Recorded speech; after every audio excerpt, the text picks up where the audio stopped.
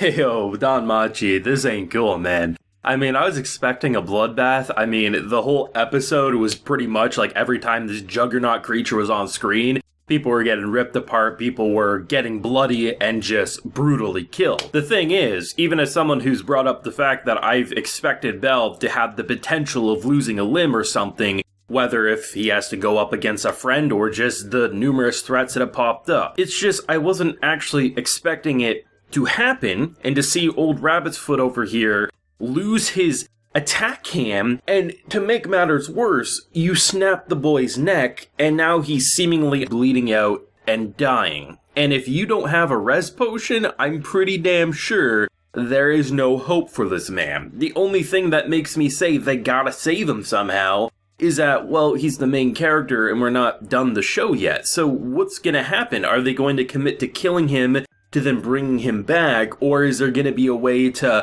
attach the limb again? They're going to go prosthetic? I don't know. That's honestly probably the least of their concern, because the one person who could probably put up a fight in this moment, I mean, yes, our girl is very powerful and could maybe even match Belle as it stands, but she's shaking in her boots, she isn't able to put up a fight, and she just witnessed the one person who was giving her hope that maybe we can fight this, get his neck splattered, and where do you go from here? If this man manages to control this creature, we are completely screwed. I'm just imagining a situation where this was a 10-episode split core, and this was our last episode that we had to wait for a season's worth of time, potentially longer. That would be the cruelest and coldest cliffhanger probably of the century, and would turn any anime fan into a source reader like lickety-split. This episode was crazy. Like, I don't think anyone was expecting it to be a nice fight. Like, people were probably assuming based on the prophecy, based on the setup, it was going to be brutal.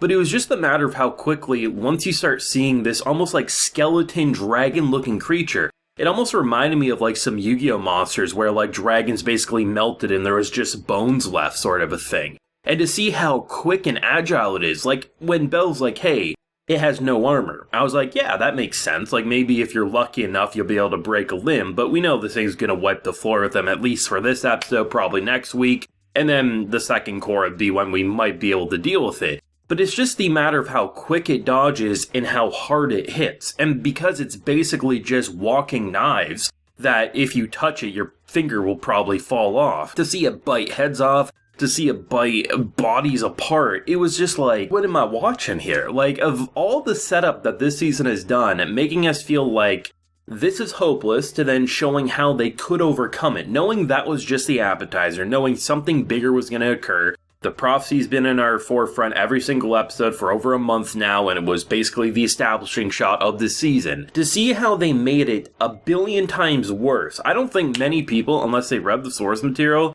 were expecting it to be quite this bloody, but more importantly, how many characters got casually killed in such a blink of an eye. If Belle didn't charge in there, I thought we were gonna lose some familiar faces, and then when he starts putting up a fight, I was thinking, okay, he probably will get stabbed in this episode. Like, that was my train of thought. He was going to get, like, badly wounded, probably one of his claws would go through his chest or something. Big cliffhanger, lead into next week, maybe they would use a potion or something and carry on the fight. And instead, you just see the arm fly, and then to make it even worse, it's the neck snap. Like, you could have cut every limb off of him, and I would have been shocked, I would have been in awe, and don't get me wrong, that would have been crazy. But it's the neck snapping that gets me, because I'm thinking to myself, okay, you lose a limb, there's so many systems in place that he could probably be fine there. But it's the neck snapping, and I just don't see how you carry on despite every bit of logic of watching so many anime saying they gotta carry on with this guy,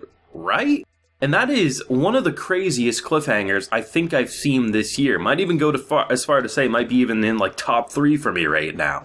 Absolutely bonkers, while also setting in motion some interesting, I think, lore, such as like the Xenos and everything. Apparently they knew of this creature in terms of how it operates, and as we get the conversation building up, it basically is being established that Bell and his party, the Hestia Familia, are completely screwed. I'm thinking to myself, okay, yeah, you think that, but of course, Bell will find a way to prove it wrong and once again prove that he's going to be the savior and will bridge the gap between humans and these intelligent monsters. And instead, they completely look like they massacred my boy, and I say, how the hell do you carry on from here? All I could think was, while watching this episode, is just that song with the bodies hit the floor, because goddamn, were bodies hitting the floor and the ceilings and the walls, and just seeing this lunatic laugh.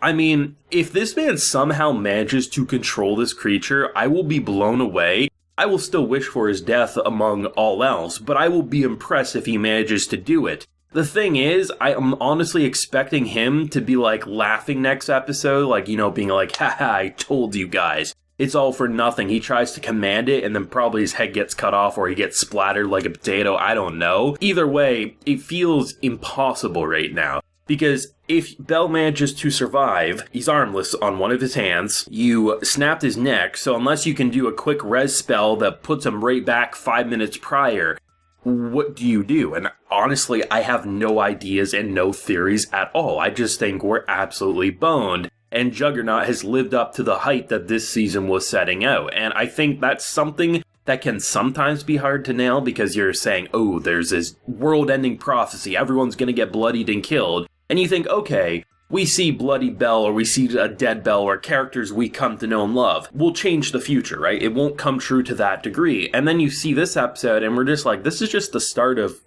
this issue. Where do you go, and how do you top it? I have no idea, but I've been saying it for a while. I think Season 4 has been the most interesting, both in terms of fun action, but also just the way they're propelling characters forward. And with Bell growing so much, it almost just feels like you put him back to square one with, you know, the biggest hope we could have is him surviving, let alone beating this creature, and I have no idea where you go from here. Whether it was the Moss Huge in terms of its ogre-like fight pattern, to the giant serpent we fought last week, to now this, like, skeleton dragon that moves so quickly that you think, okay, it has no armor, but at the very least, if we manage to get a hit in, we'll be okay. But it feels like you're basically just fighting a bunch of knives that wherever you hit, the bones are so sharp, or the armor's so sharp, that it'll just cut your arm off. And you're not thinking, actually, but then when it happens, you're just left damn near speechless. And all I can say after watching this episode is it feels like, I mean, my boy's days of picking up girls in a dungeon